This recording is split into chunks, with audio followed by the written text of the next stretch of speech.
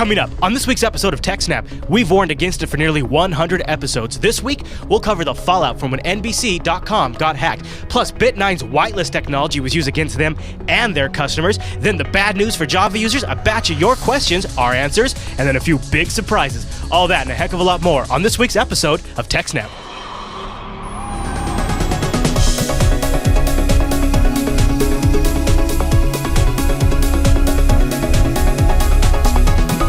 Hi everyone, and welcome to TechSNAP. This is episode 100 of Jupiter Broadcasting's weekly systems, network, and administration podcast. This episode's brought to you by our two fine sponsors, GoDaddy.com and Ting.com. Use TechSNAP.Ting.com to save $25 off your first device. I'll tell you more about both those sponsors as the show goes on.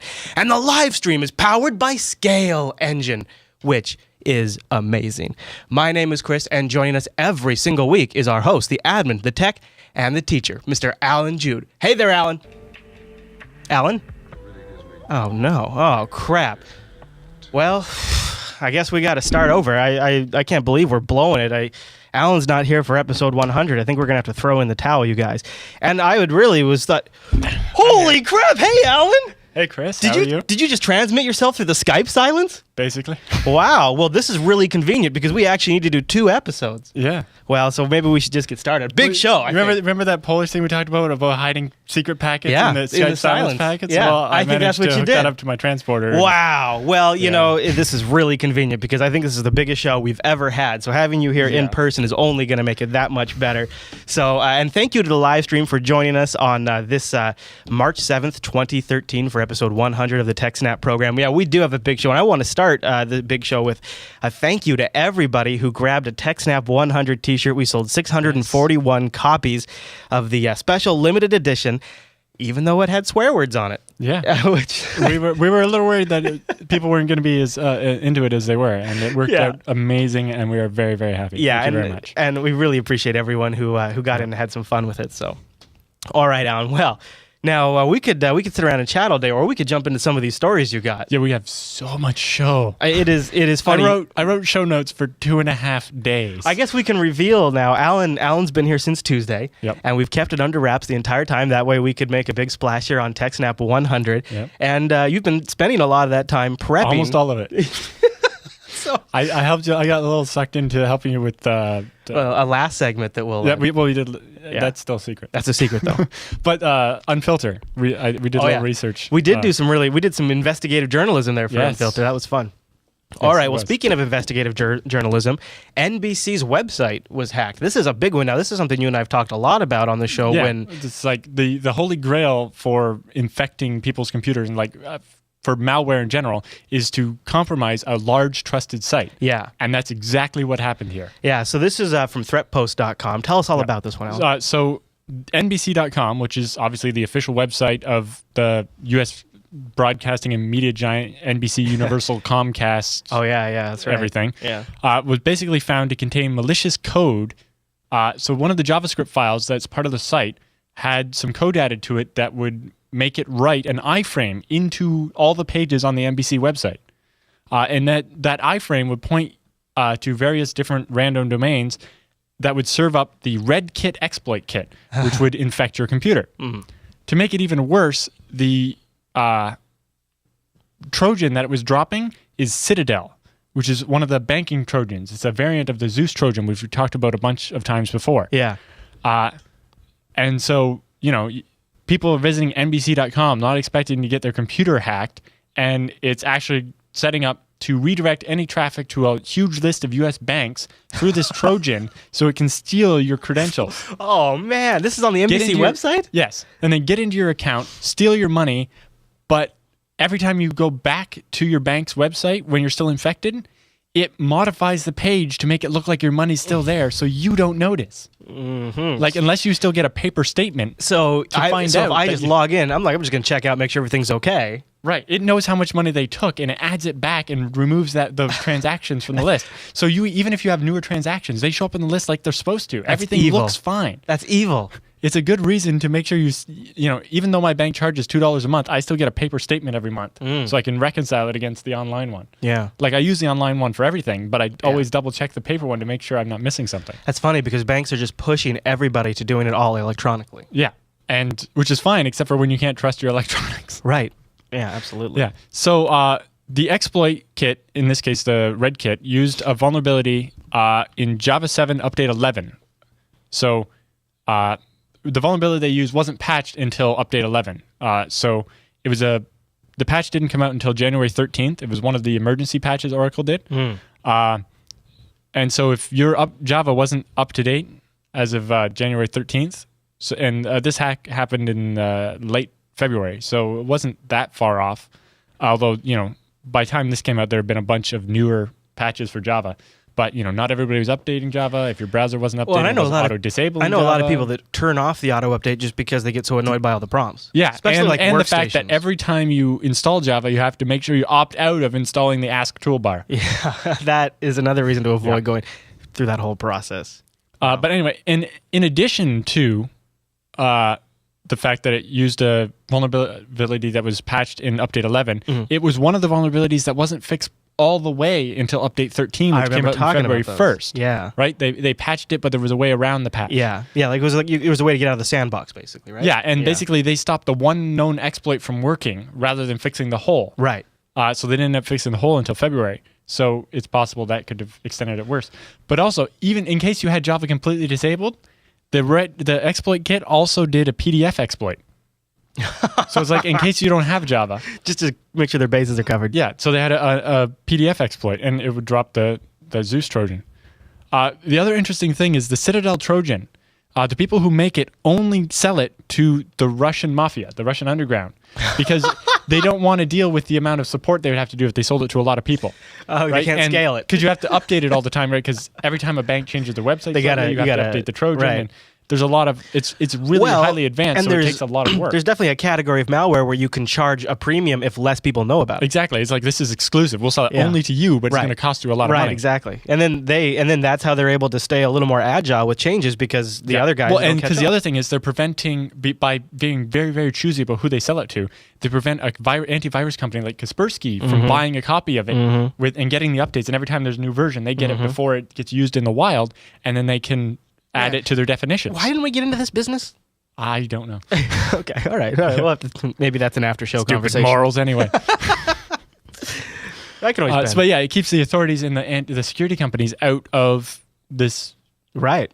They're out of the loop because they don't see it. It doesn't show up on their radar. Of course, this attack could have been so much worse if they had maybe targeted a newer vulnerability. Like, remember, there were some vulnerabilities that didn't get patched in the January 1st because they didn't have enough time.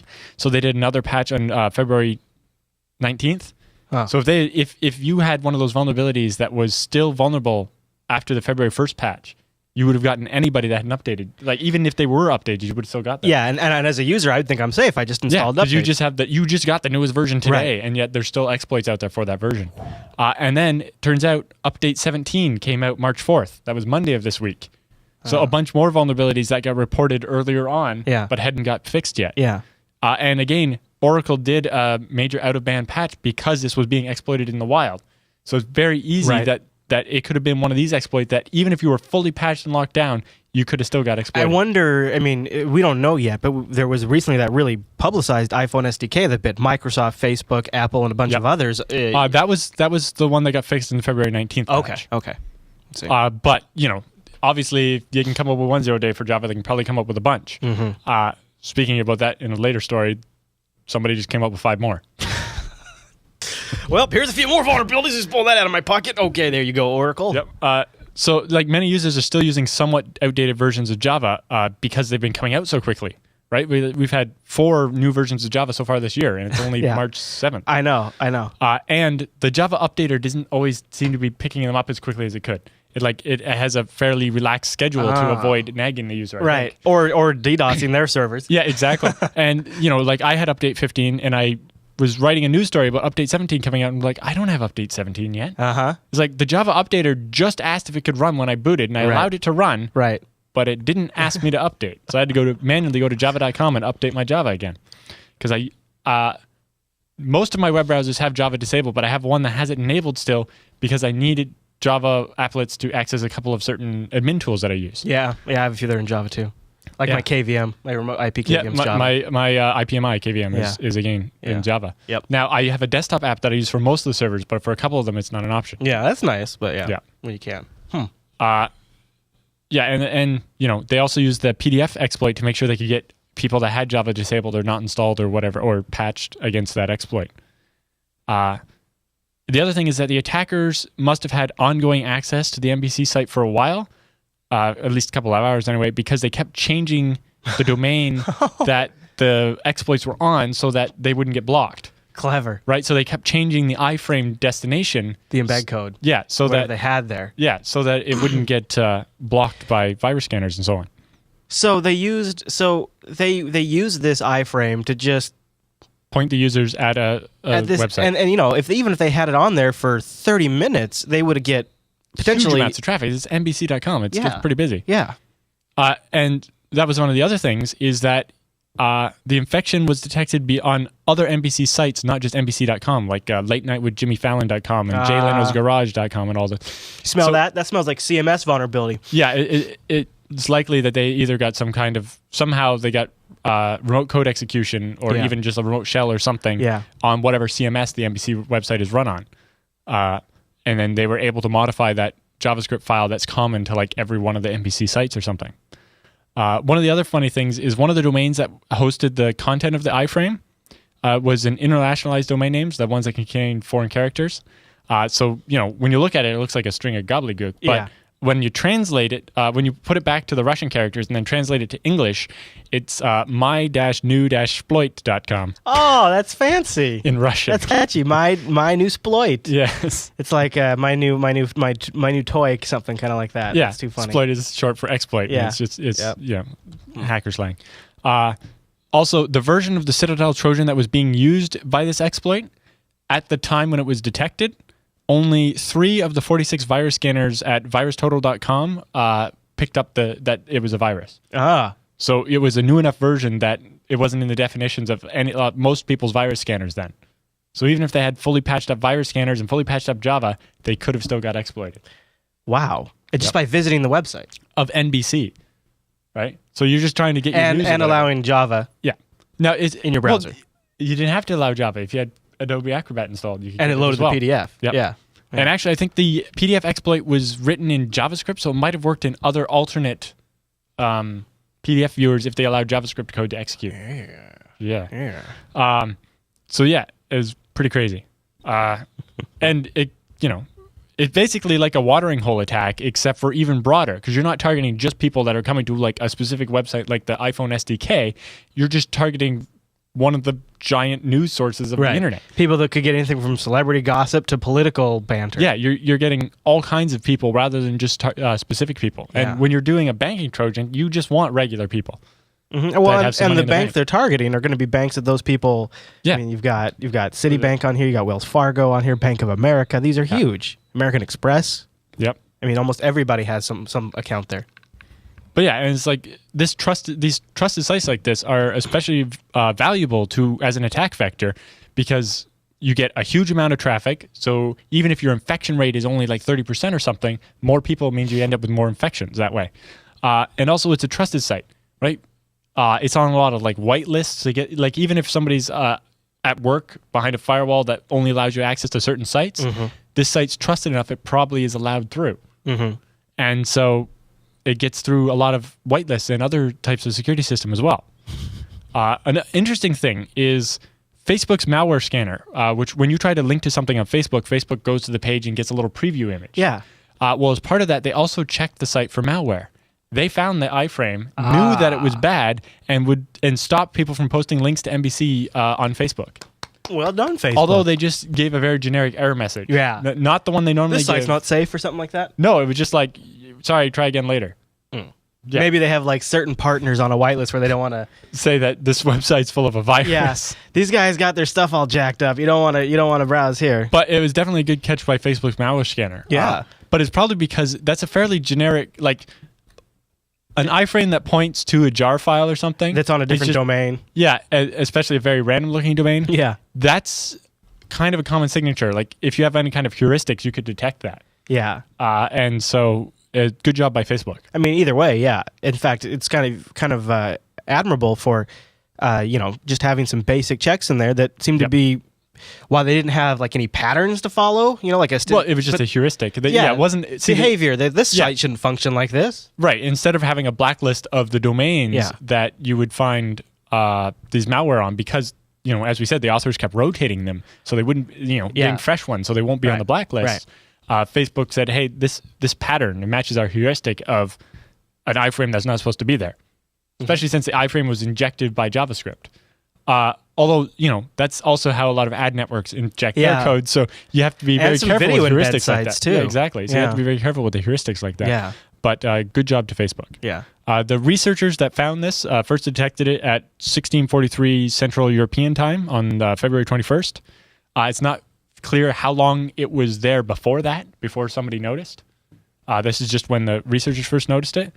And then they found the malware was removed when they checked back later at 2128 Central European Time.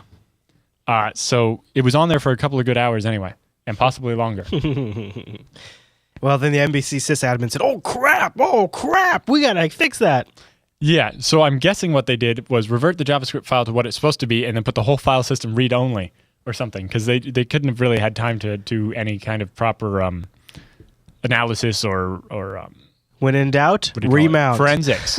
Yeah, so just remount it read-only and be like, all right, the site will work, and we'll have to clean it up later. Switch all the web servers over to a backup that's known good, read-only, because you want it read-only, otherwise it'll just get exploited again the same way it did the first time, and run that while you do your forensics to figure out what happened. So is this hitmanpro.wordpress.com, the guys that originally found this? Because they have some copious documentation here.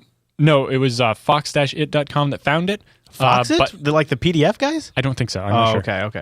But the Hitman Pro has a lot of good coverage, so I have both links in there. Yeah, they have fantastic coverage. Really good stuff. Yeah, I think they posted a little later than the researchers, so they got some follow-up stuff in there as well, and a lot of background information and so on. Wow, very nice. Yeah. Wow, okay. Well, any other thoughts on that one?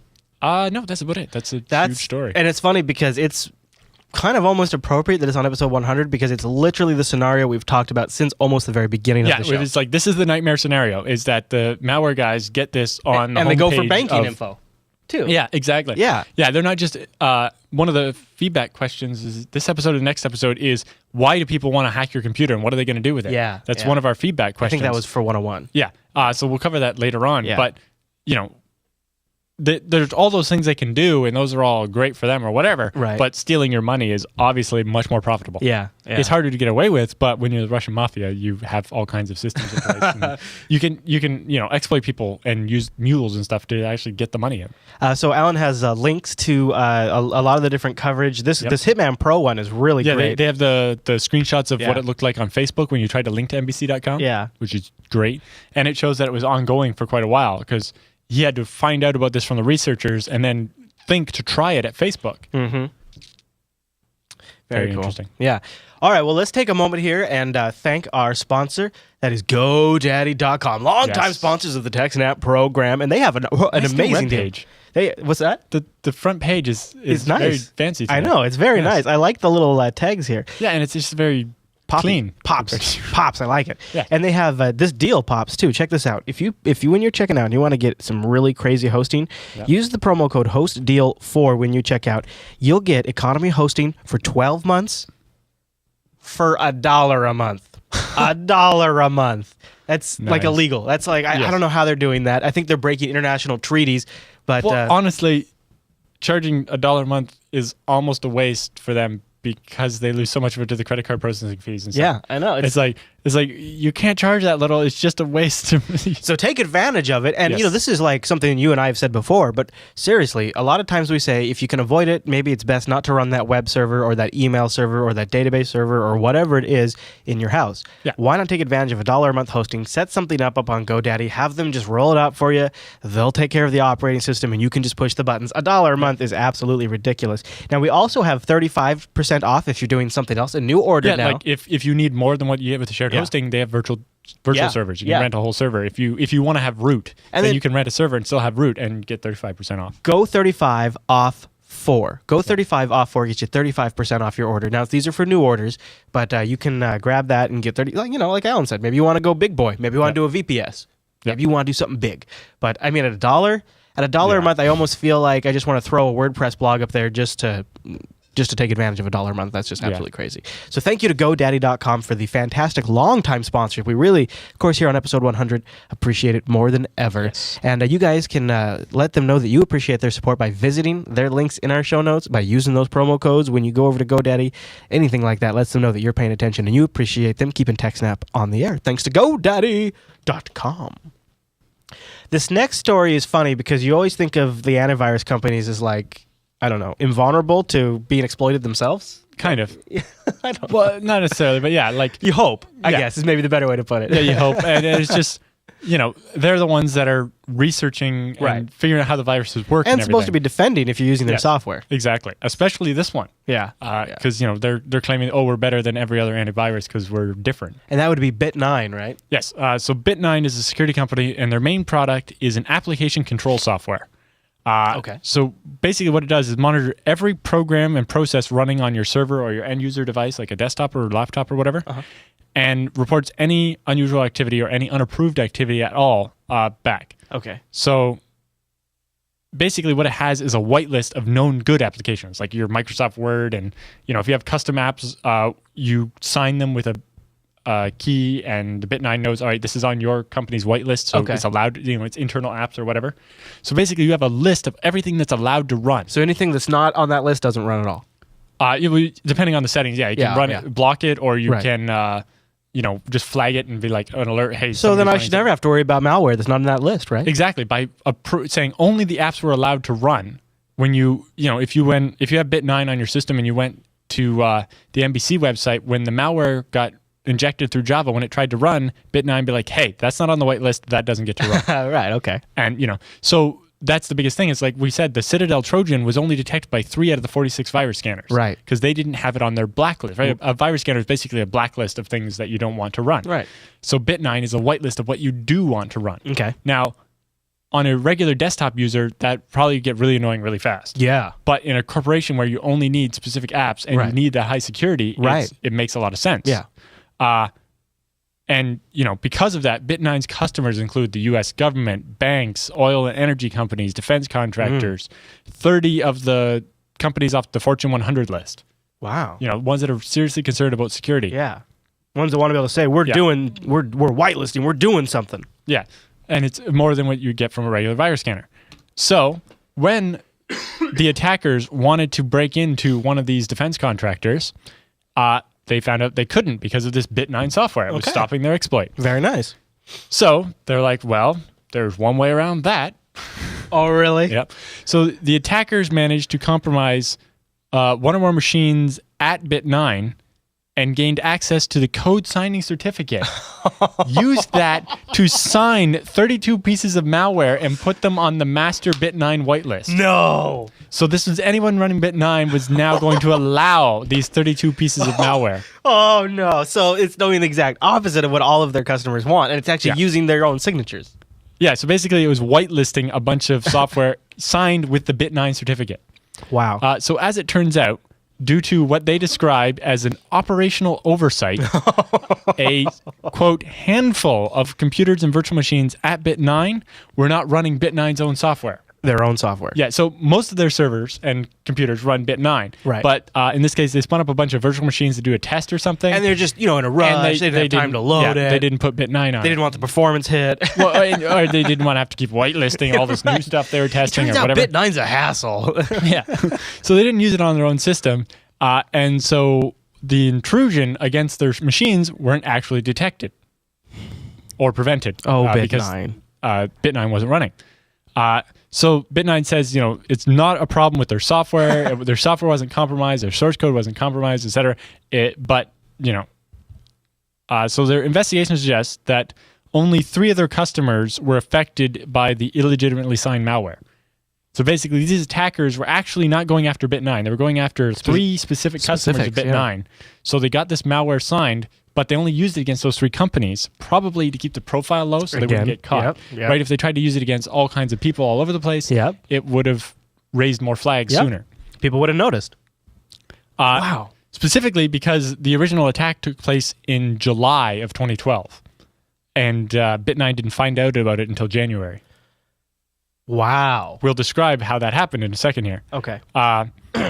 So Bit9 revoked the certificate that was used to sign the malware, and probably previously had been signed, everything on their whitelist. Yeah. So revoking is kind of a difficult step because they would have to re-sign every binary again with the new certificate. Holy when they crap. revoke the old one. Holy crap. Although Bit9 says that the certificate that was compromised is one they had already phased out. Like they weren't using it to sign anything new at that point. Okay. But it hadn't expired yet, so it was still valid. So their software still trusted it. They had just started signing stuff with a different key by then. Oh, no. So it was probably a little easier for them to revoke that key than it would have been if they were still actively using that key. Yeah. Because they would have had to re-sign everything on the whitelist. Yeah. But anyway, so they revoked the certificate that had been compromised, got a new certificate, and went through the process of signing all the whitelisted apps over again with the new certificate. And they also blacklisted the old certificate and anything signed with the old certificate so that if your Bit9 somehow didn't realize the old certificate got revoked because, the certificate revocation infrastructure isn't always great. Yeah. So they have a hard-coded blacklist blacklist against that certificate in the software as well. So, like if you remember when the Komodo and DigiNotar hacks happened, they didn't want to revoke trust in the entirety of Komodo because it's a huge number of websites, including major mine. Impact, yeah. At the time, anyway. So they just blacklisted the specific Google certificates. So they kind of did this hybrid approach where they're doing both to make sure it definitely doesn't get through.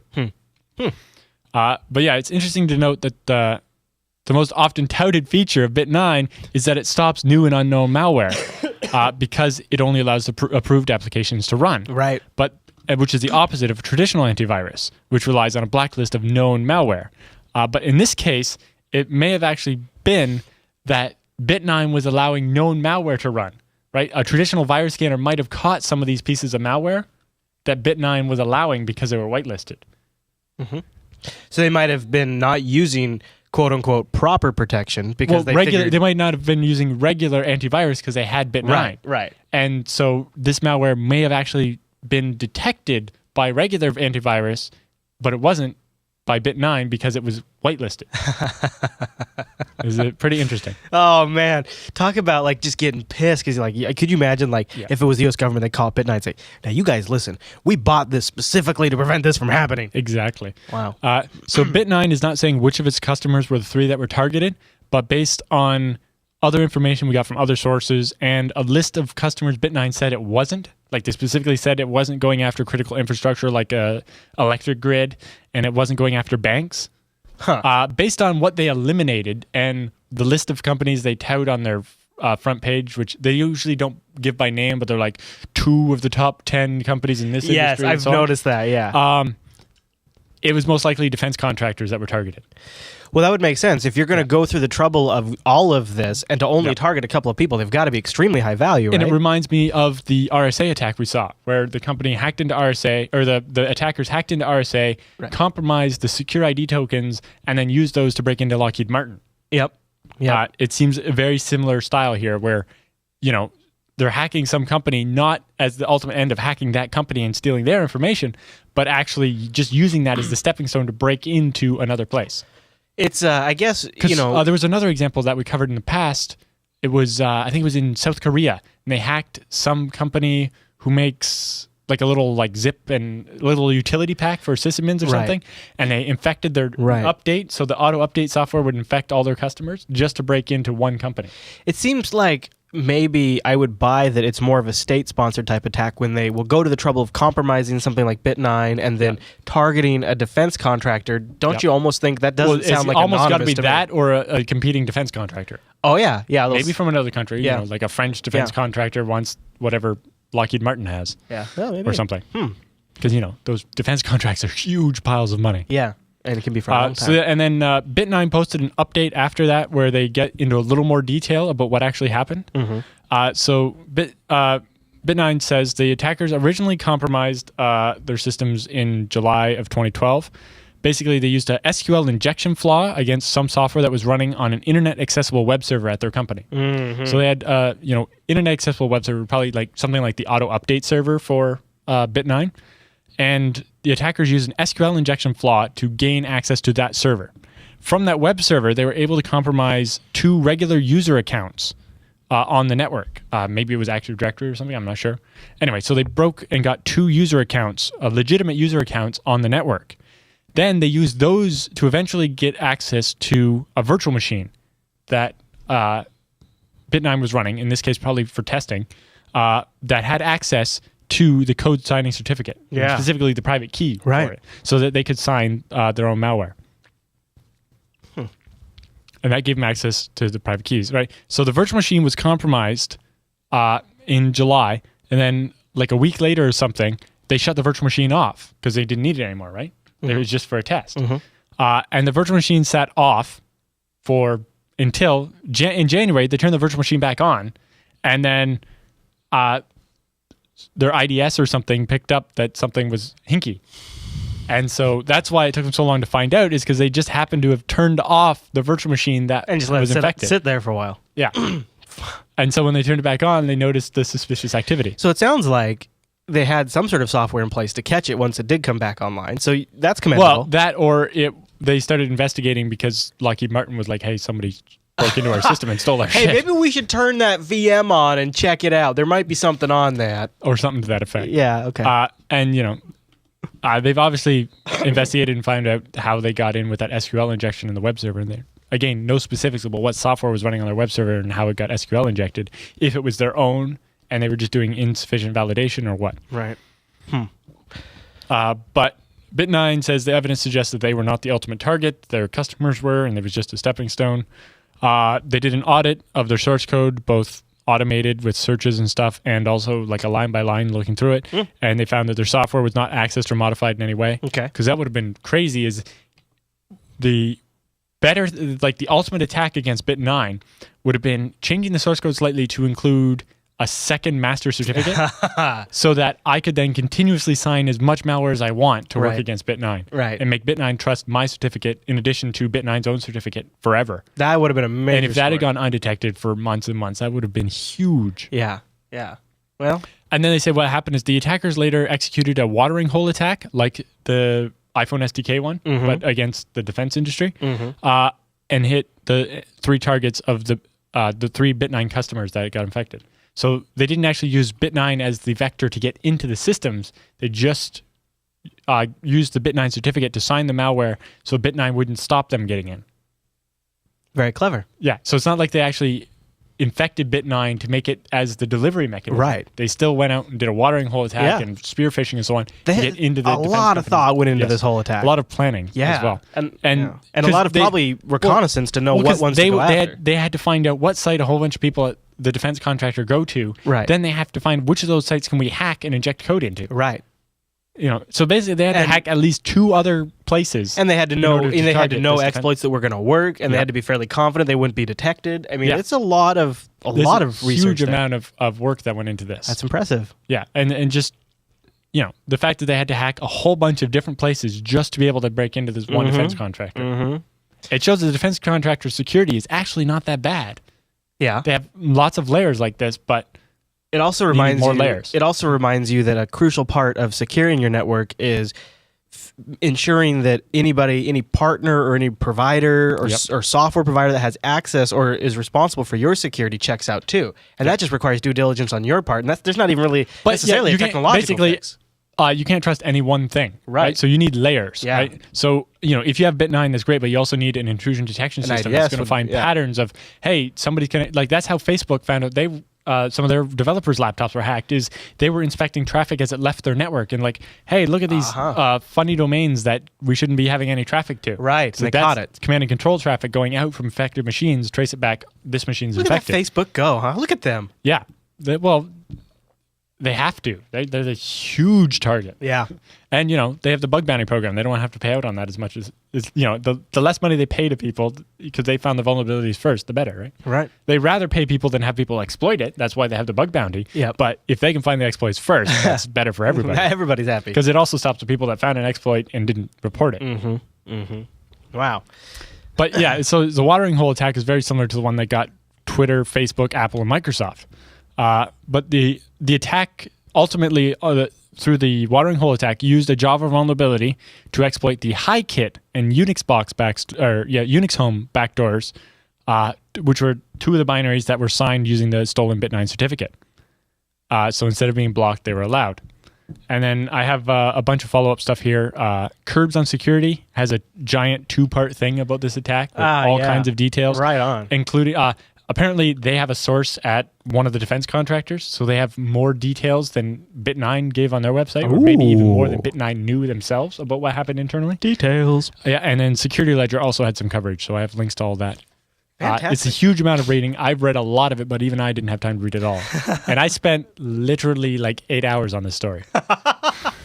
It's a lot to it. Yeah, I remember you were telling me about it as we were going. It's just like, you're not going to believe this. You're not going to believe what they did. Yeah, and then episode 101 is just as full of stuff like this. It's huge. Big stuff. Big stuff. Yeah. All right. Well, why don't we take another break here and thank our second sponsor for the TechSNAP program, Ting.com. Ting is mobile that makes sense. Ting is no BS service, and I am a happy new customer of Ting.com. Yes. Now, Alan, I know that I don't think these guys are actually available in Canada. No, because they're based on Sprint. But one of the things you might like is I think they are a Canadian-based company. Awesome. Oh, yes, it is. It's the guys that did Two Cows. Yes, so, their headquarters is in Canada. Although the company was originally founded in the States, but their headquarters in Canada. Yeah. Yes, and they're traded on the Canadian Stock Exchange. Let me tell you a few really nice things about Ting.com. First of all, my favorite benefit, no contracts, which is always fantastic. No overage penalties either. You just simply pay for what you want. And this is the one that blew my mind, that when I heard this, I was like, yes, this is why I'm signing up. Credits on light months. You choose the plan you want, and then if you go under the plan that you choose, they will credit you the difference and put you back on a smaller plan. Now, I don't use a lot of voice. I use a lot of data, and I don't need any text because I have Google Voice. So this is perfect for me because I have it selected for 300 minutes or whatever it might be, and if I don't use it, they'll bump me down to the 100-minute plan. And that's one of the things I love about Ting is you can mix and match the plans as they make sense for you. So I went in here and I said 100 minutes talk, 0 text messages, and a gigabyte of data. I'm out for $33 a month. That's it, and that includes tethering and hotspot. Yep. It also gives you all the standard features, no hidden charges other than applicable taxes as expected, but no surprises on your bill. Right, like they're specific about it. Is like there's taxes they have to charge, but a lot of other phone companies will include a bunch of other random charges with silly sounding names to make you think there are also other taxes that you have to pay. To make them sound legit, yeah. And it's like even when I used to have a hard line, my phone company would have this charge, and unless you called them and had them remove it when you first started, then it automatically locked into a 1-year contract where you had to pay this $3 a month fee no matter what. And it was for nothing. It was just $3 they could charge you because they wanted to. Oh, man, this is why I'm really glad Ting is just rebooting the phone industry, and I love it. They're also big proponents of Android. They have a bunch of great unlocked Android devices, as well as a beta test for bring your own device if you have a Spring compatible device. A Sprint, I mean. Yeah. Well, the other interesting thing is like looking at their pricing. It kind of reminded me of the way we do pricing at Scale Engine. Yeah. Right. It's like no monthly contract. Right. Or no like long-term contract, and you pay for what you use. Right. Not more. Right. It's like they have just like Scale Engine, the price goes down if you buy more at once. Yep. But if you don't, then you only pay for what you use. You don't end up having to. It's like with my phone plan that I have, because I can't use Ting because the Sprint network isn't in Canada.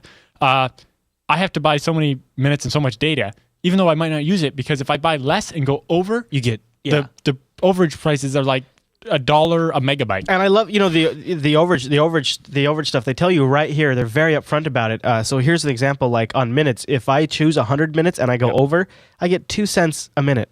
I mean, I would almost just pay that as a flat rate for how much I use the phone. 2 cents? That's nothing. That is nothing. So check out Ting. Also, by the way, $6, and you can add $6 flat rate a month. You add another phone to your line.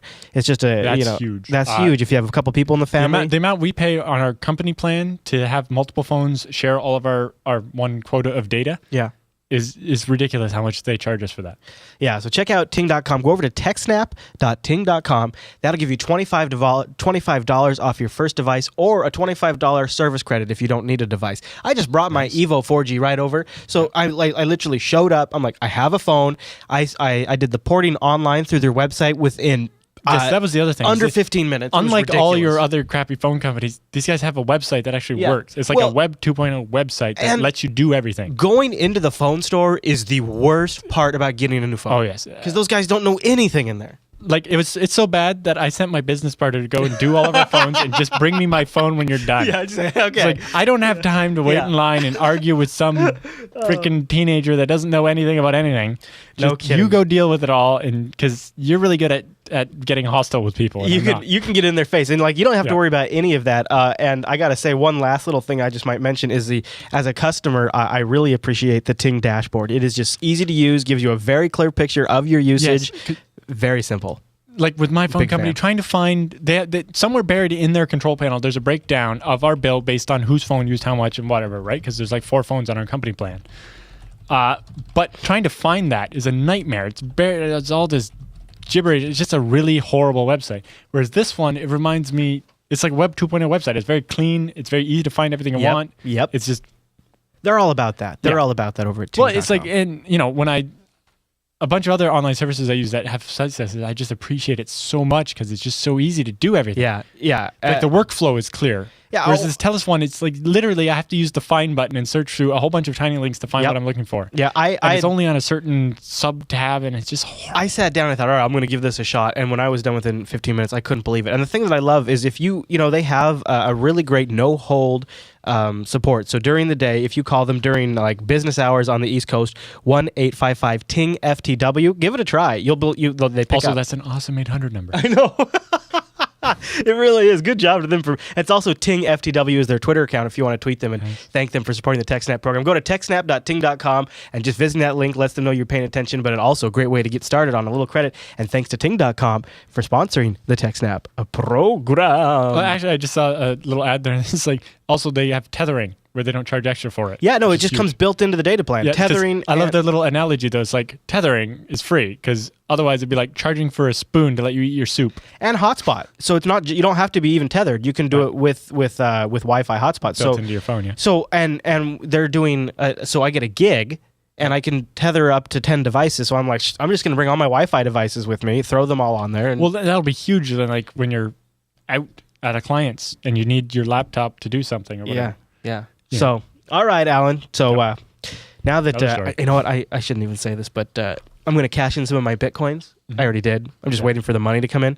And I'm going to get a Note 2 on Ting because awesome. Can't help myself. I'm loving Ting. Yep. All right, so let's talk about Oracle. Yes. They weren't able to stay out of the news for even a week. Yeah, and well, as you probably noticed, both of the previous stories talked about using Java exploits. And I mentioned that Java had done an emergency patch on March 4th. Right. Which was Monday of this week. Right. So yes, Oracle issues another emergency Java patch after the MC Rat exploit uses a new 0-day and is being exploited in the wild. MC Rat? Yeah, it's a remote administration Trojan. So the emergency patch from Oracle, which is not part of the regular critical patch updates. Yeah. They classify them entirely differently and they bury them on the website. It's really confusing. Actually, in the first story when I was talking about NBC, trying to find the date when the patch for update 11 came out, took me over half an hour. They don't post it anywhere. Yeah, like all the pages that talk about it don't actually tell you what version you need to fix the vulnerability. Right. And they don't have the date the article was posted. Right. To find out when Java 7 update 11 came out, do you know what I had to do? What? Search the show notes of TechSNAP to find out when it came out. Yes. You had to go back to your own notes. Yes, I keep better notes on Oracle's vulnerabilities than Oracle does. Yeah, I couldn't believe it. And you were sitting in my office and you're like, look at this. There's no date here. There's no information. There's like 5 links on the page, all of which are hashtag links to the same page. All it does is scroll the page down for you. It's like, worthless. Thank you very much, but I can scroll a paragraph at a time by myself. I don't need links to do it. No.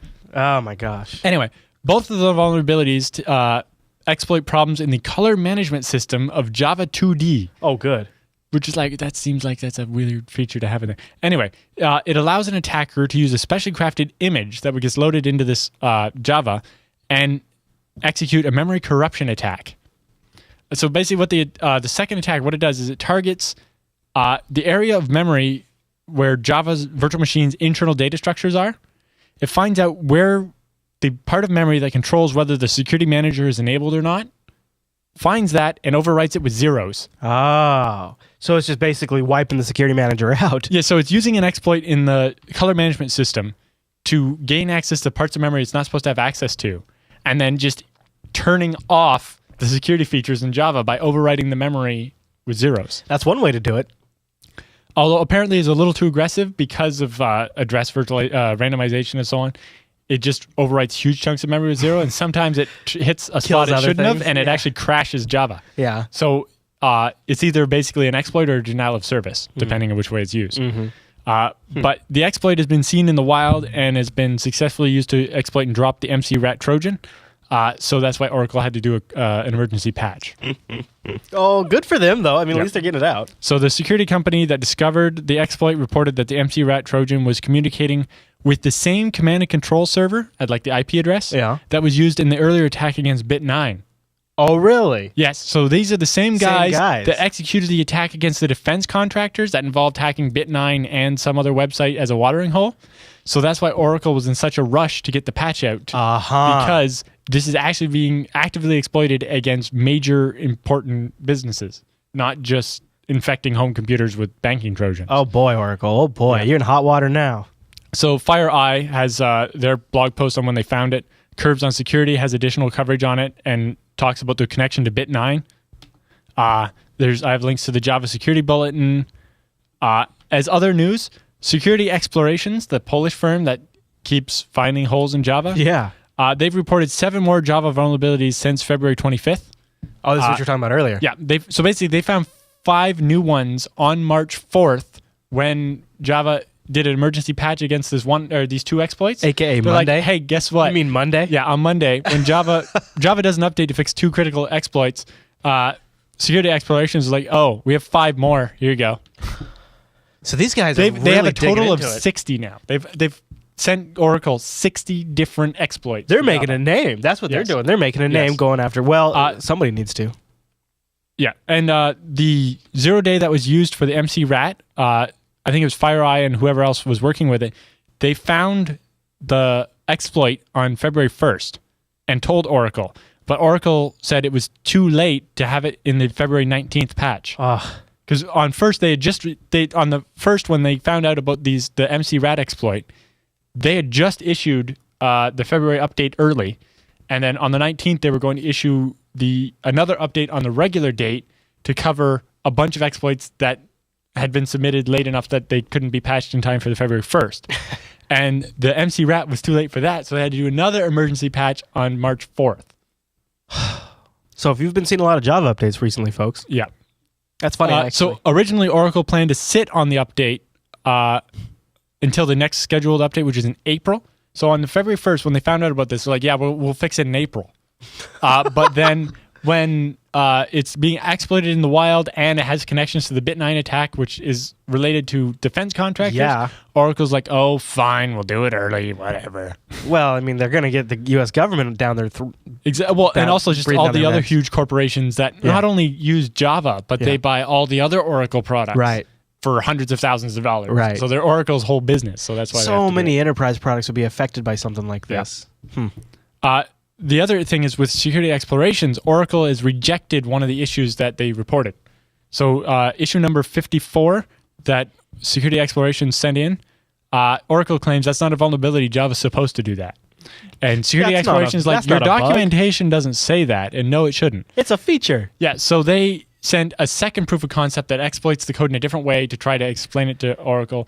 Oracle still didn't understand, so all right, we'll set up a call between you and some technical people and see if you can't figure this out. Maybe we'll get the techies together and they'll hash it out. But basically, US CERT is on the side of the Polish firm and says, this is definitely an exploit, you need to fix this. Okay. So hopefully that gets so CERT's thrown in behind it. Yeah. And so they sent a bunch more additional detail, and they're like, yes, we'll take your phone, whatever you need, just fix it.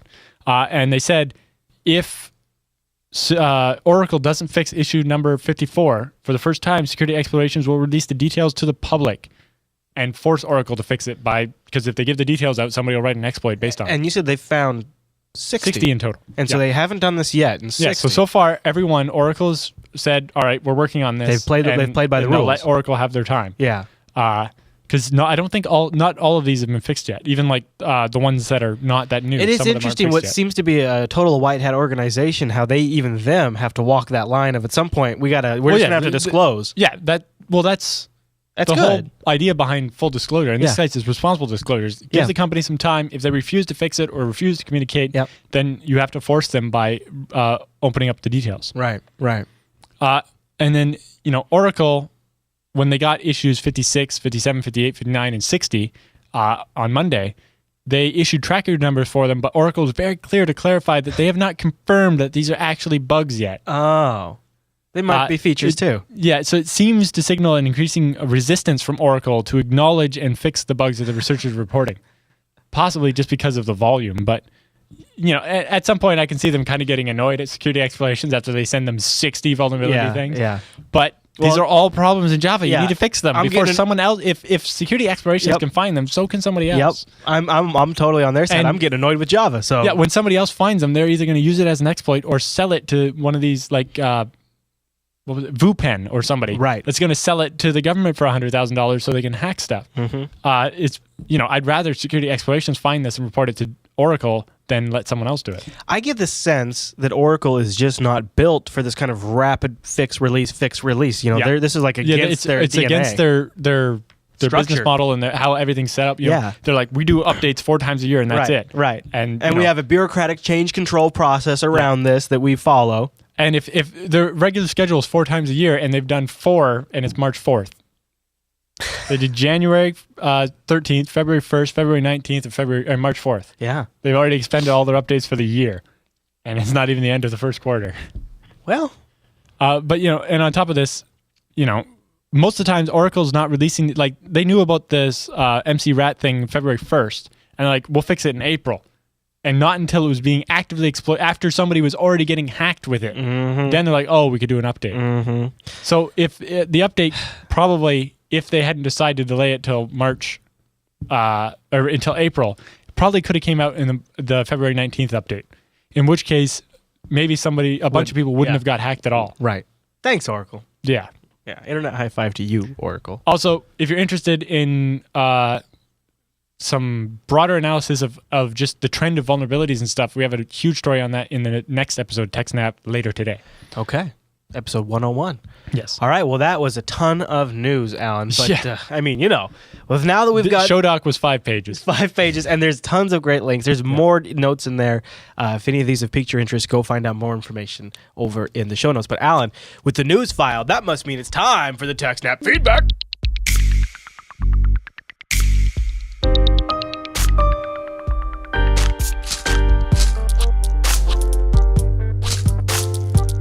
Thanks for sending your emails to TechSNAP@JupiterBroadcasting.com or popping that contact link at the top of our website. Or, heck, starting a thread in our subreddit over at links.techsnap.tv. All right, Mr. Jude, are you ready for our first question? Sure. Hit me. Comes in from Brett, and he's got quite the conundrum. And he says, by the way, congrats on reaching episode 100. Thank you. In the spirit of patching your S, as per our special limited t-shirt, he's got a very challenging problem in his IT organization. He's got a mix of Windows 7 and Mac laptops that he wants to centrally patch. And he also would like to be able to patch third-party software such as Java, Firefox, Flash. And he says right now they are using WSUS to patch the Windows boxes, and they do have a Mac OS server to run Mac software update services, although it seems to lack the ability to remotely push. They have nothing that does all of them and includes third-party apps with remote pushing. Yeah. This is a really tough one. Third-party apps are hard. And also having been Mac and Windows. Yeah. Some companies will provide MSI versions, Skype has Skype for Business or Skype for Corporate or something like that download. That is a MSI file that you can then put into your Windows SUS server and have it push the Skype out to all the computers or mandate it's installed on all the computers. Yeah, a lot of them have group policies. MSIs are pretty popular in the mainstream Windows software. Yeah. So there's some systems like that, but it's like, yeah, to force update Flash, is there actually command line parameters for the Flash installer to make it run without having to click next a bunch of times? It's going to depend on each installer. I don't think so with Flash. I think there might be I think for Flash, you'd have to get an agreement with Adobe to do a redistributable exe of Flash. Don't know. And yeah, that'd be difficult. I mean, both of us on the pre-show were talking about this, and we thought maybe Puppet could manage this. Puppet has some support for OS X, and it's working on support for Windows. But but Puppet would only be able to install stuff that uses the Mac OS X package format stuff. Right. And then on Windows, you have exe files, if you can give them the right flags to make them run without user interaction. Otherwise, this is an area that start the update, but then you have to get the user to hit next instead of cancel. Thanks to WSUS, this is an area that Windows is just a lot better at. Yeah, but for third-party apps, sometimes you're kind of dependent on the third party to provide you SUS compatible installers. It's like I was telling Chris on the in between segments there is I used to have a system for when I had to do a lot of new Windows XP installs when I was helping my friend build computers and stuff. I had all the updates downloaded separately as the .exe files that you can get from TechNet.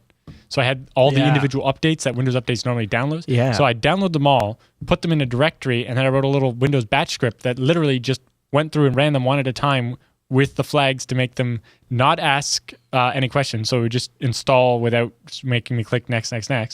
Not do a backup. So when it overwrote DLL files and stuff, it wouldn't make a backup of the original version because these were brand new installs of Windows. So if it screwed up, I was going to reformat it. I didn't need to be able to uninstall one particular update.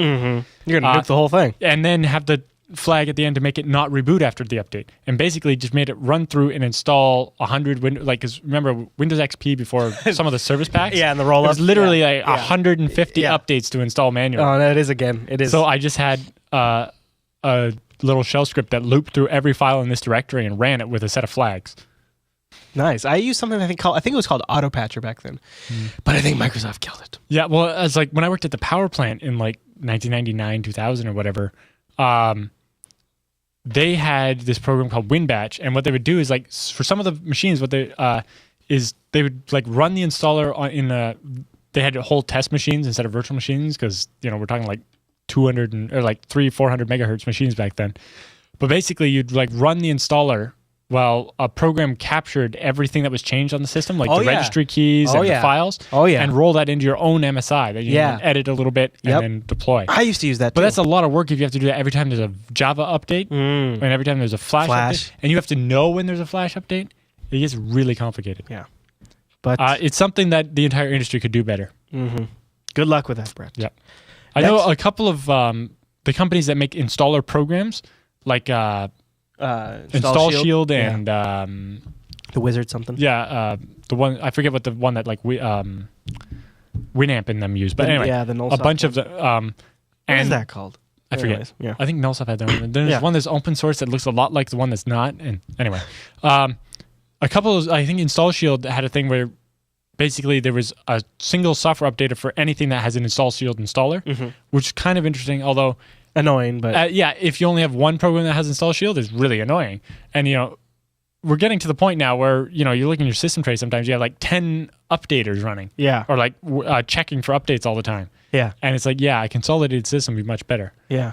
A package management system, perhaps. Yeah. Maybe. All right, next question comes in. We might see that with Windows 8 moving towards this app store model. It is kind of, It kind of good point. Takes care of updating the software for you. It does. Yeah. Yeah. For better or worse. Yeah. So Brian writes in, he says, first of all, love the show and looking forward to not only watching, but to participating live in a future TechSNAP broadcast. We always love that. But here's his question. I'm an avid reader and writer and spend much of my time Googling and pursuing the net for information, videos, and the like. The problem is that I use Real Downloader, but it isn't reliable across platforms for me, and it doesn't work at all on a 64-bit system. Do you have any suggestions on any free programs I can use to archive my own Googling? I want to download video as well as save web pages I visit in order to review them at my leisure. By the way, huge fan of Linux because of you. Be quiet, Alan. I like Linux, he says. Thanks, and keep up the phenomenal work.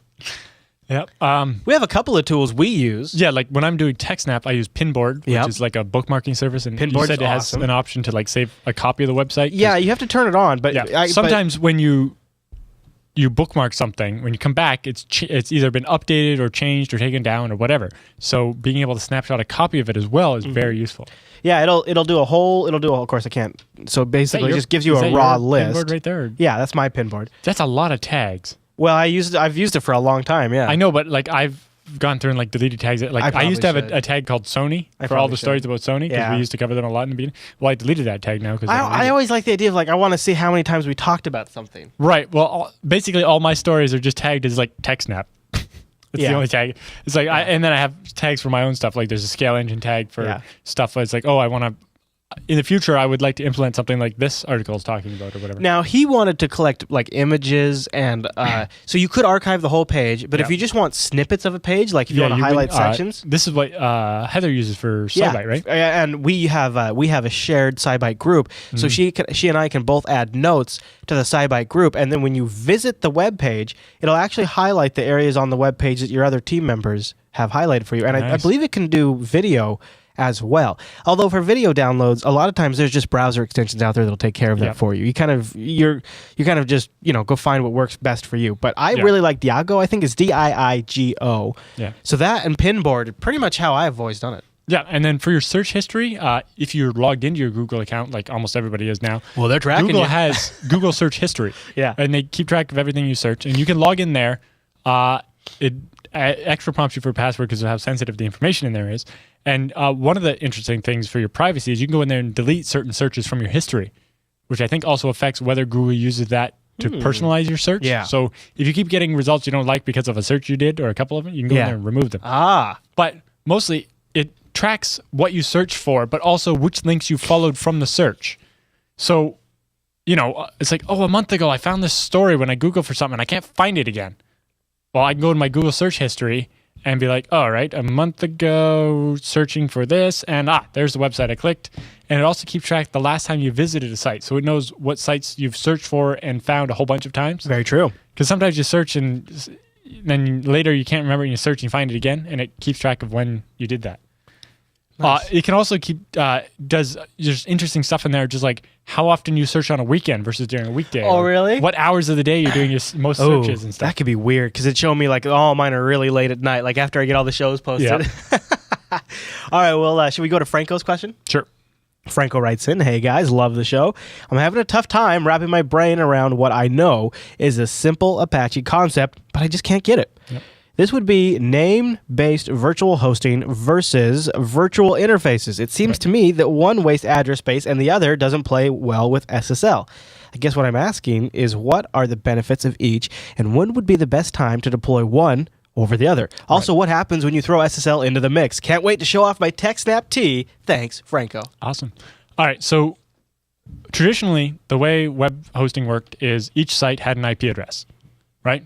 And, one of the one server that we have that we use for a bunch of small web hosting clients has 300 websites on it. Right, because they're like totally low traffic. We would need like 300 IPs under that system. Yeah. And that was a problem. Yeah. But the web servers had to do it that way because otherwise, if you point two websites to the same IP address, how does the web server know which website you're trying to access? So in HTTP 1.0 and above, they implemented this system where there was a header called host. So it'd be host : and then what the host name part of the website you're trying to go to. Very nice. So like jblive.tv. So when you go to jblive.tv, you connect to the IP address that resolves to, and you ask for the web page / right, because you didn't include a file or whatever. And then the second line is a header that says the website I'm trying to access is jblive.tv. So that way the web server can then use that and check against this config and be like, all right, I have 100 websites on this IP address, and then I use the host header to figure out which of those document routes I should be showing the files from. And that worked great. And that's what almost all web hosting uses now. Yeah. The thing is SSL. So when like TLS and SSL, basically HTTPS comes around, the header is encrypted. So the way it works is you connect and you do this encrypted session where they send the certificate and you encrypt. So basically when you connect to the server has to send you the certificate before you send the request to tell it which website you want. So it can't have multiple certificates on the same IP address because it doesn't know which certificate to send. Yeah. And so that's why you ended up with this system where we have to have dedicated IPs for SSL. However, there's a solution to this. And it was developed quite a few years ago. I think it's actually started in like 2006. And it's called SNI, or Server Name Indication. Where basically, as part of the handshake at the beginning of SSL, your browser can send the domain that it's asking for to the server, so the server can pick out which certificate to send back and allow you to have multiple certificates on the same IP address. The problem is Internet Explorer only supports it on Windows Vista and newer. Even if you have, like, they support it in IE7, but even IE8 on Windows XP won't do it. No dice. So until Windows XP is dead, nobody can use this new technology. And it's all Microsoft's fault. Yeah, Vista even most phones support it now. I like, even in the Wikipedia, they're like, yes, even Internet Explorer on Windows XP will not work. We are disappointed. Yes, basically, XP will never have this, and it's Microsoft's fault, and there's basically screwed over the entire internet. Thanks, Microsoft. There's one other solution. You can get what are called UCC, or Universal Communication Certificates. Okay. And this is basically a certificate that has multiple domain names on it. So if you just have 5 domains that you need to have SSL for, you can get a certificate that has all 5 domains listed on it and use that.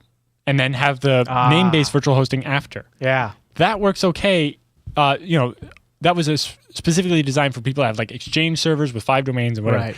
It doesn't work well as a web hosting company because I'd have to buy a new certificate every time I wanted to add another company or another website to that. Right. Some of those UCCs allow you, you pay for the year and you can reissue it with different domain names on it whenever you want, but it's still manual work and it's just sloppy compared to SNI, where you just have a bunch of individual certificates like normal and do it that way.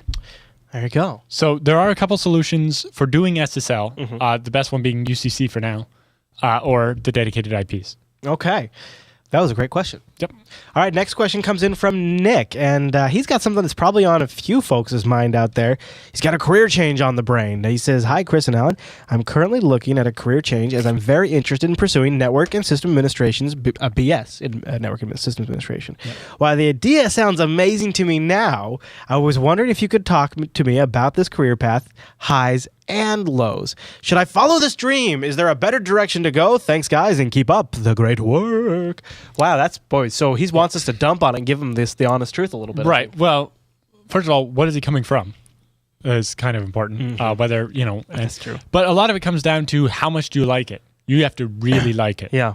Like, I'm the kind of person that when I'm having some problem with the computer, I can't stop until I fix it. Yeah. I gotta keep. I think I work all night. And, totally. Or it's like, for me, like the most fun ever is a brand new server and installing all the software, or like a whole bunch of computers and getting them to work together just the way I want. Figuring out a little solution to set them all up. And, it's just. That is a lot of fun. So I'd like, setting up new servers is the thing I like the most, and so at Scale Engine, having to do that all the time is great. it's like I love my day job. So that would be a good test right there if you enjoy that. Basically, I found in IT there are 2 types of people. There's the type of people that work on the computer all day at work and go home and don't want to touch a computer. And there's the type of people that work on a computer all day and they go home and they get back on the computer. Yeah, and I usually find those are the people that have a little more drive, usually come up with a little more solutions because they're just in it all the time. You have the worker drones and then you have the inventors, kind of. Yeah, and so... It's like, I understand, I'm not saying the people that work all day on the computer and go home and want to do something else are bad or wrong or something. Right. They're just not like me. It can, if you go work for a company too, a corporation, it can be high stress because they'll come to you and say, "Well, look, we can't process any orders until you get the system online. This is costing us thousands of dollars. You've got to get this running. We can't run like this. We have customers calling us and they're angry. Fix it, fix it, fix it." Yep. So you got to be able to kind of handle those kind of pressure. But at the same time, we're a 2-person company. When there's something goes wrong, I have to do it. Yeah. It means I'm working all the time. If I worked at the college as in the IT department, I work 9 to 5. When I come home, I switch off. Nothing to do with the college. They're done, and I can still work on the computer and do my own thing. Yeah. But the advantage to a big corporation is that you're just one of many, and you can switch it off. You kind of get your own creative time at home. Yeah, you can stop working easily. Whereas when you're doing something yourself, Yeah. like as being a consultant, you're Yeah. kind of at Always the whim on. of everybody. Yeah. Like, you never get to stop working. When he says he's going for a BS, I usually think that means he's trying to, get something Yeah, he's good for gonna a go to resume. school And yeah. So probably It- wants to get a Yeah. desk job. So if you're getting into computer science because you think you're going to make a lot of money, you're doing it for the wrong reasons. If you don't love it, you should do something else. Yeah. Because if you don't like it, it's not fun. I'll tell you one thing that I think maybe I take for granted about the field is how fortunate we are that it is not boring. Like, Yes. there's some fields people become experts on, and then that industry is pretty well established, and it doesn't really change much over Yep. maybe a 20-year career. Yeah. That seems like that would be a little bit of a snoozer. Yeah. So definitely. there's some advantages there if you like continual challenges, but it also means you got to be willing to always be spending your late nights or your extra time learning, trying new things, going outside the box. And Because, sometimes you work at corporate IT and you don't, right? You just get stuck in the right. All you're doing is, if you're just doing desktop support for Windows XP and then Windows 7 or whatever, it doesn't seem like anything ever changes. Yeah. But, at some point you're going to find out all of a sudden all your skills are dated and you can't get a job somewhere else because you've atrophied. Gatorbite in the chat room says, working on the computer is never work. It's fun, which is why when I get home, the first thing I do is fire up the computer. My computer doesn't turn off. All right, so we go to L Cloudman's question. Yes. All right, so he writes in, hey, Chris and Alan, been enjoying TechSNAP for a long time now. You guys are so knowledgeable. I have a question about load balancing. Yes. You have, say you have an Nginx reverse proxy set up as a load balancer. What happens if it goes down? Surely this is a single point of failure, as if example.org points to 127.0.0.1 and that box goes down, then everything becomes unreachable. Yes. How do you mitigate this from happening? That's why you don't do it that way. Basically, you have 2 or more Nginx servers, and then you do something like CARP. So CARP is a free BSD technology that's Common Address Redundancy Protocol. And basically what it means is 2 or more machines share a virtual IP address. So each machine has its own IP address like normal, but then all the machines in the group share one IP address.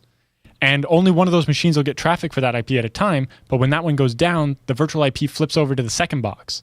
And then if that one goes down, it goes over to the third box if you have one. So you can just keep failing over as Right. So basically what you do is you have this is the way Scale Engine works, right? We have all the IPs are virtual, like all the IPs that the sites are on are virtual. Then it goes in through CARP and it splits between a couple of Nginx servers. And then each of those Nginx servers calls out to a pool of 20 FastCGI servers. And then that's where there's only 10, not 20. 10 FastCGI servers, and that's where the PHP code for Jupyter Broadcasting actually runs. I see. So yeah, when one of those Nginx servers goes down, everything just flips over to the second one. So basically, your answer is don't design it that way. Yeah, just basically, yes, it's a single point of failure. So put 2 of them up. Don't do that. So yeah, just put 2 Nginxes up and use. CARP is one solution.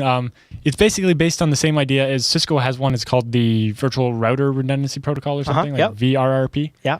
CARP is just a software. I think Linux has something like it. And so yeah, you could basically just do it like that.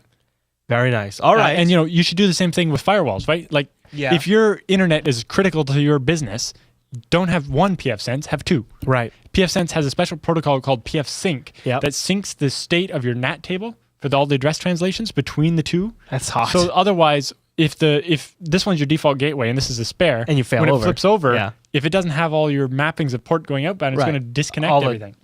Like it dropped. Like it would drop a live stream. Whereas with this, as long as it flipped over fast enough, we'd actually be able to continue to stream. It wouldn't interrupt the stream because the NAT cool. table would be synced. Oh my gosh, that's cool. So yeah, if it's important, 2 or more of everything, right? It's called N+1. You have N is how many you need, and you need 1 more than that. All right. And that's how you do the redundancy. Our last email for episode 100, although we have a bunch more for 101, comes from Craig, I believe you said. I'm not quite sure if that's the right pronunciation, but it says, hi, Chris and Alan.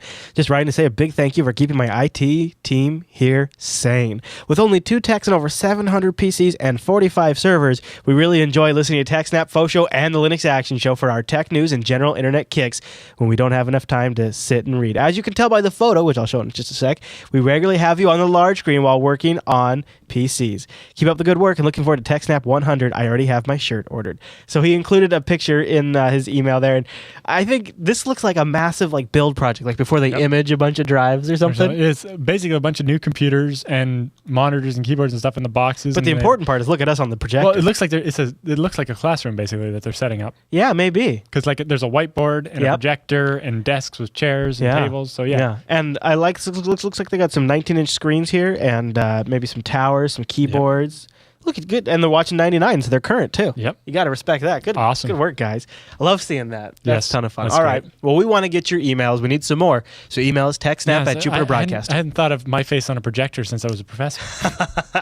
I just like that. Just how geeky it is that they're watching TechSNAP while they're building computers. I mean, that's a nice combo. That is awesome. So TechSNAP at Jupiter Broadcasting, or pop that contact link, or start a thread in our subreddit, links.techsnap.tv. Ask us a question, give us some feedback, and we'll feature it in a future episode of TechSNAP. But Alan, with the feedback all done, that means it's time for the TechSNAP Roundup.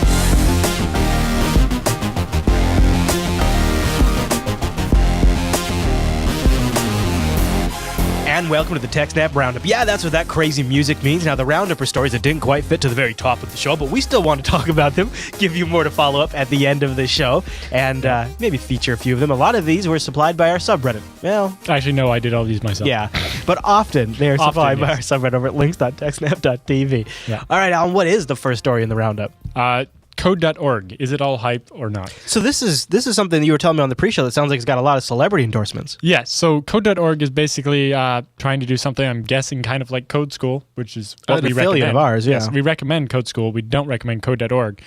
Specifically, they have been trotting out politicians like Bill Clinton and Mike Bloomberg. And, Al Gore? Yep. And Ashton Kutcher? Celebrities like will.i.am and Ashton Kutcher and a bunch of people to promote it. And it's like, none of those people know how to code.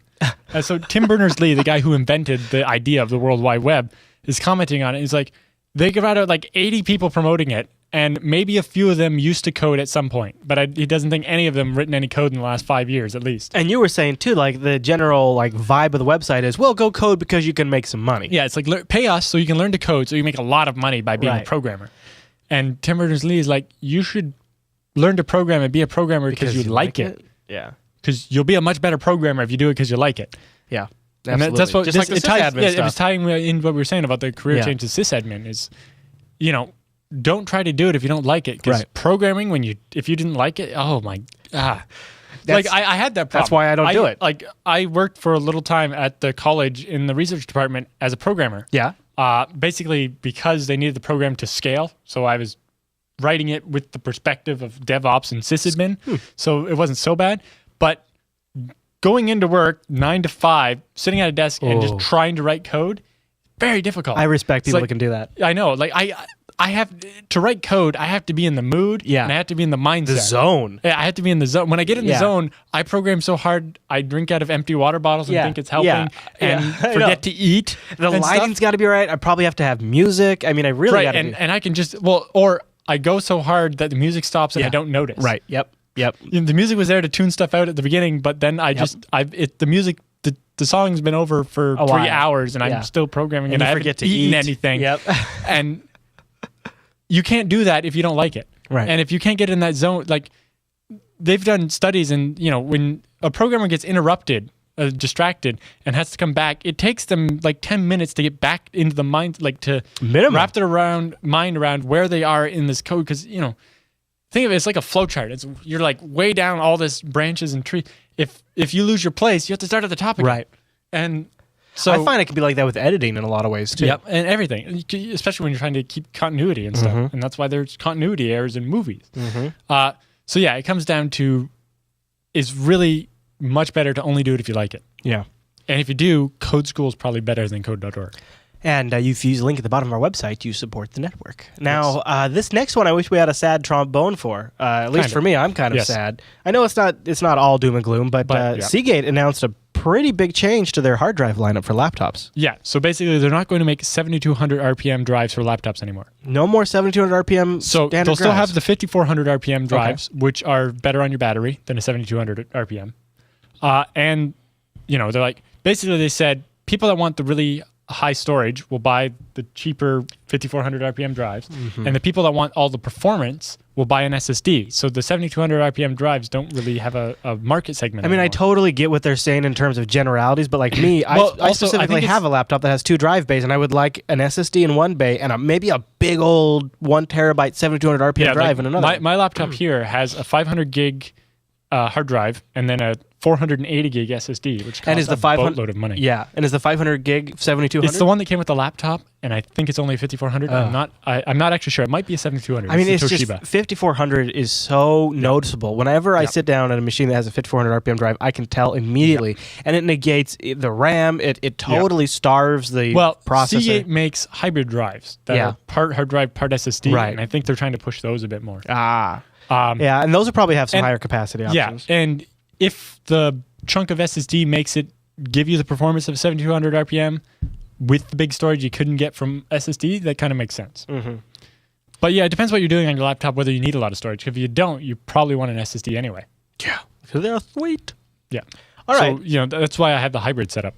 Well, not a hybrid drive, but having a hard drive and an SSD gives you all kinds of flexibility. According to a Manhattan district attorney, almost all crime in New York City involves cyber. Or computers in some way. Yeah. Whether that's, people stealing iPhones, which is a huge or thing, iPads. Yeah. Or iPads and so on. Or, bank fraud, like people, ATM skimming. They're using computers to program the cards. Or even just people organizing on Facebook. They consider that being involved in the crime. Yeah, and all kinds of things like this. And I don't know call what it cybercrime. They call it cybercrime, which I think is interesting. Yeah, because it's not necessarily, right? Cybercrime has to take place in cyberspace. And the panel of speakers... If the crime takes place in meat space, it's not a cybercrime. At a symposium, the panel was called Cybercrime in the World Today 2013. Yeah. The World Today 2013. It can't be called cybercrime if it happens in meat space. Yeah. But that's like saying it's a phone crime if you use phones to schedule when you're going to rob the bank. Yeah. It's like you didn't rob the bank over the phone, so it's not wire fraud. You just called your pickup. Yeah. Yeah. I don't know if they had a point, but it seems that like places like the district attorney's office and the police need more training and expertise in the computer stuff if they're going to solve and stop these crimes. Maybe they could start with stop calling it cyber. Yeah. I would like that. Yeah. I mean, I think they're just trying to glom on and get money the government might be spending on stopping cybercrime. But I thought we had all agreed that cyber was the silly term we applied to stuff in the movies because it was Hollywood. Yeah.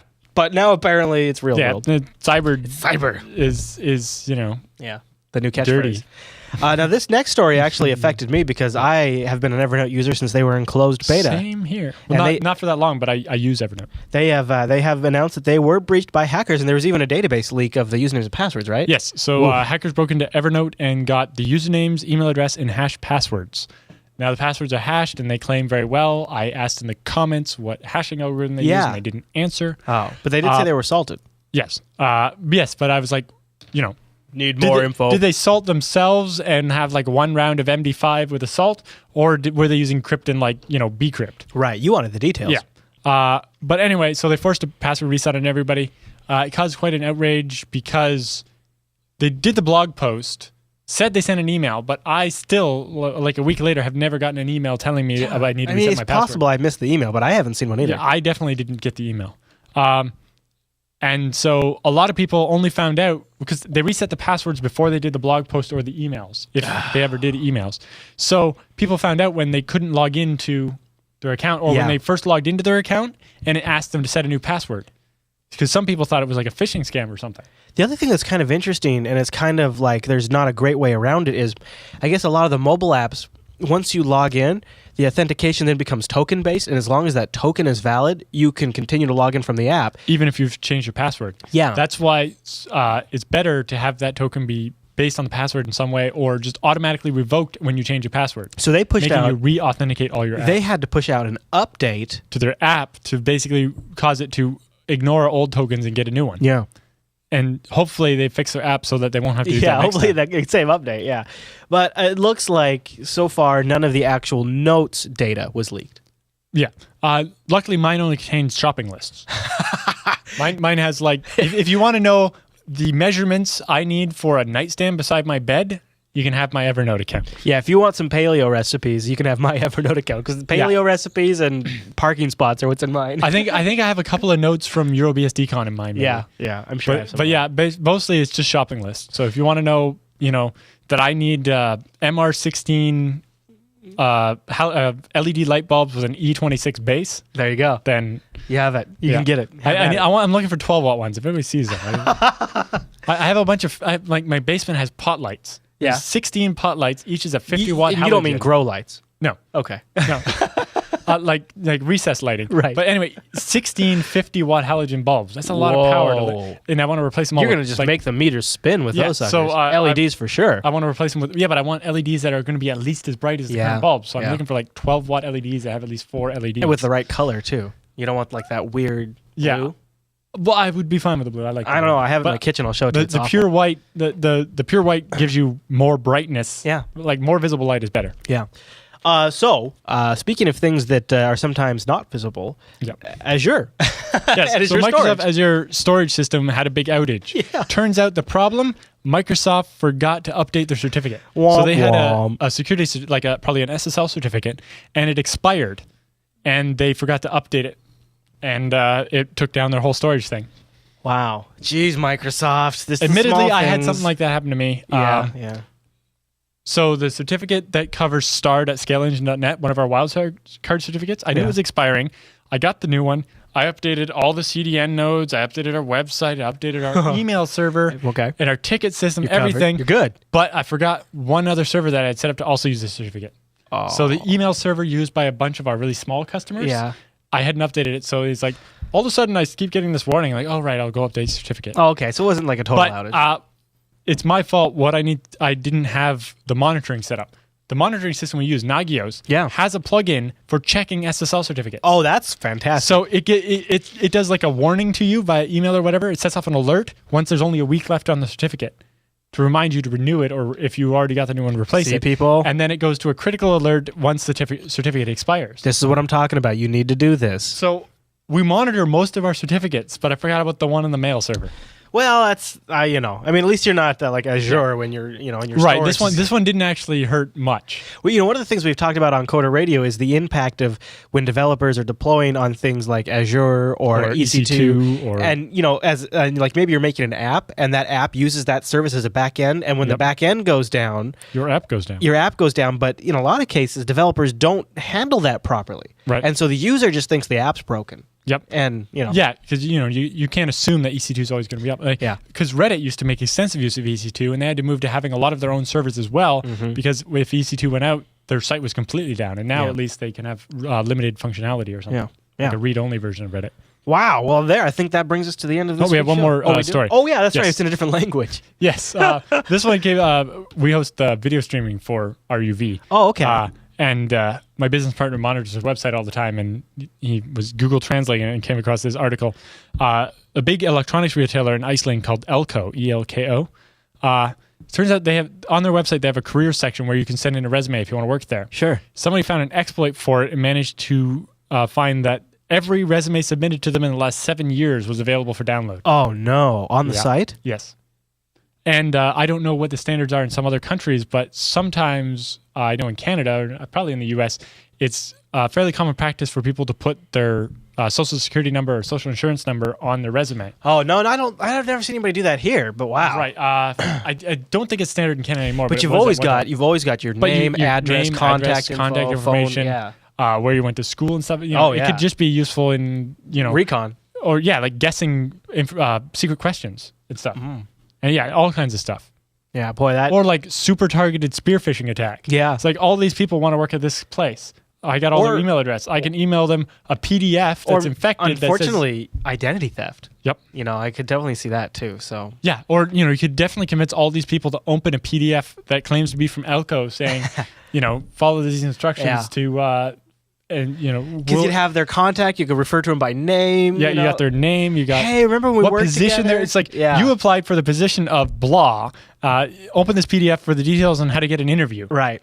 or something. And so Shady. you can definitely convince people to open a virus-infected PDF that way. Not that we would ever do that. No. No. That's what could happen. But you could do that. Yep. All right. Now, of course, you can contact the show. Just email us techsnap@jupiterbroadcasting.com or use our contact link at the top of our site or subreddit, like I've mentioned before, at links.techsnap.tv. You can join us live on Thursdays over at jblive.tv. Normally, we're live 1 p.m. Eastern, which is 4 p.m.